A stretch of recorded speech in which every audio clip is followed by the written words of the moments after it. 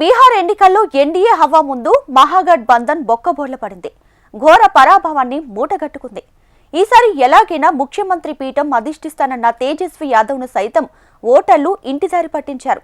ఈ ఫలితాలు ఆర్జేడీతో పాటు కాంగ్రెస్ పార్టీకి, ప్రత్యేకించి ఆ పార్టీ అగ్రనేత రాహుల్ గాంధీకి భారీ షాక్ ఇచ్చాయి. బీజేపీ ఓట్లను దొంగలిస్తుందంటూ రాహుల్ చేపట్టిన ఓటర్ అధికార్ యాత్ర పూర్తిగా విఫలమైంది.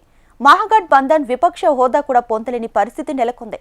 ఇంతకీ మహాగఠ్ బంధన్ ఘోర వైఫల్యానికి గల కారణాలేంటి? ఓటర్లు తేజస్వి యాదవ్ హామీలను ఎందుకు నమ్మలేకపోయారు?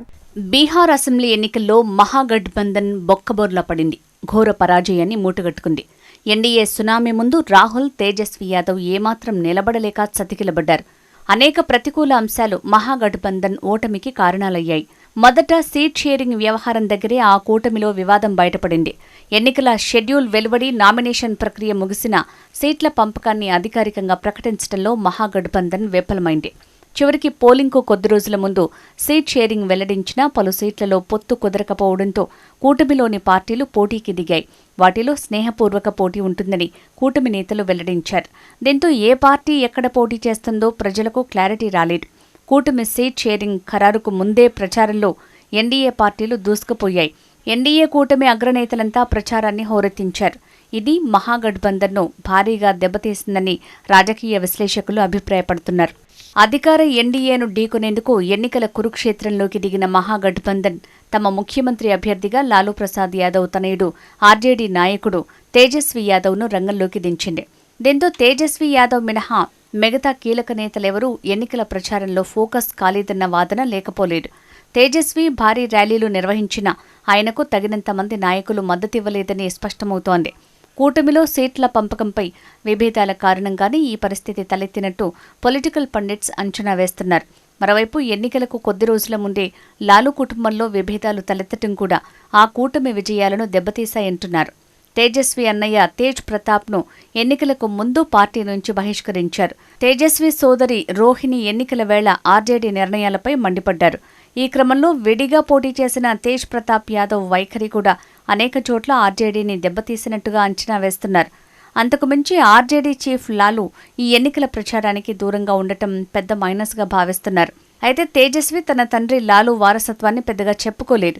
లాలూ పేరును ప్రస్తావించకుండా సొంతంగా ఎదిగేందుకు తేజస్వి ప్రయత్నించారు.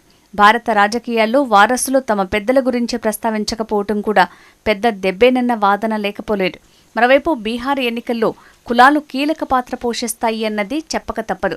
ఆర్జేడీకి యాదవ్, ముస్లింలు సంప్రదాయక ఓటర్లు అయినప్పటికీ మరో అత్యంత కీలకమైన ఈబీసీలు మాత్రం ముఖ్యమంత్రి నితీష్తోనే ఉన్నారు. కుర్మి, కొయిరి, కుష్వాహా తదితర వర్గాలు ఎన్డీఏకు ఓటు వేశాయి. ఎన్నికల్లో ఎన్డీఏ ప్రచారాన్ని ఎదుర్కోవటానికి తేజస్వి చేసిన ఎత్తుగడలేవీ పనిచేయలేదని ఈ ఫలితాలు తేల్చాయి.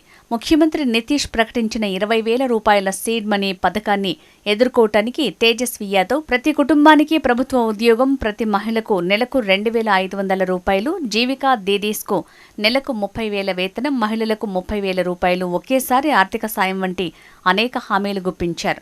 మహాగఠ్ బంధన్లోని ఇతర పార్టీలను సంప్రదించకుండానే ఏకపక్ష ధోరణిలో తేజస్వి ప్రమాణం పేరుతో పెద్ద ఎత్తున హామీలు ప్రకటించారు.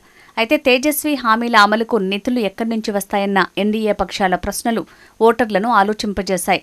ప్రతి ఇంటికి ఉద్యోగమన్న హామీ ప్రతి ఇంట్లోనూ చర్చకు దారితీసిందని చెప్పొచ్చు. ప్రపంచంలో ఎక్కడా ఏ దేశంలోనూ ప్రతి ఇంటికో ఉద్యోగం లేదు కదా అన్న ఆలోచన ఓటర్లను తొలిచివేసింది. ఇలా తేజస్వి హామీలు బుమరంగ్ అయ్యాయని తేలిపోయింది. మహాగఠ్ బంధన్ను బీహార్ ఓటర్లు ఆదరించకపోవడంతో 2015లో యువ నాయకుడిగా అడుగుపెట్టిన తేజస్వి యాదవ్కు మళ్లీ సీఎం కుర్చీ అందని ద్రాక్షే అయ్యింది. 2017 తర్వాత మూడోసారి తేజస్వికి సీఎం అయ్యే అవకాశం చేజారిందని చెప్పొచ్చు. 2 సార్లు డిప్యూటీ సీఎంగా పనిచేసిన ముఖ్యమంత్రి పీఠం అధిష్ఠించాలనే కల మరోసారి నెరవేరకుండా పోయింది.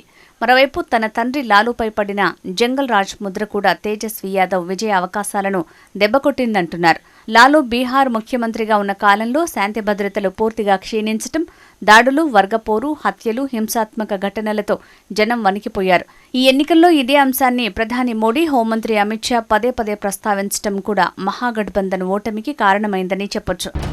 దేశాన్ని దశాబ్దాల పాటు ఏలిన కాంగ్రెస్తో పొత్తు పెట్టుకున్నా పెద్దగా ఫలితం లేకుండా పోయింది. కాంగ్రెస్ పార్టీకి గతంలో అగ్రవర్ణాల మద్దతు ఉండేది. అయితే ఈ వర్గాల ఓటర్లు బీజేపీ వైపు మళ్లారు. దీంతో మహాగఠబంధన్లోని కాంగ్రెస్ పార్టీ నేతలకు ఓటమి తప్పలేదు. గత అసెంబ్లీ ఎన్నికల్లోనూ కాంగ్రెస్ తనకు కేటాయించిన సీట్లలో పెద్దగా ప్రభావం చూపలేకపోయింది. అదే సీన్ ఈసారి ఎన్నికల్లోనూ రిపీట్ అయింది. నిజానికి 1990ల నుంచే బీహార్లో కాంగ్రెస్ పార్టీ పట్టు కోల్పోయిందని రాజకీయ విశ్లేషకుల టాక్. తేజస్వి యాదవ్తో పాటు రాహుల్ గాంధీ ప్రభావం ఏమాత్రం పనిచేయలేదని చెప్పొచ్చు.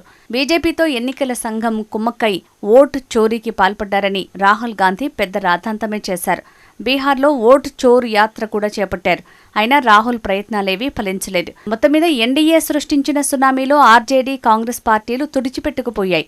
తాజా ఎన్నికల్లో ఘోర పరాజయంతో తేజస్వి రాజకీయ భవిష్యత్తు సందిగ్ధంలో పడిందన్న చర్చ జోరందుకుంది.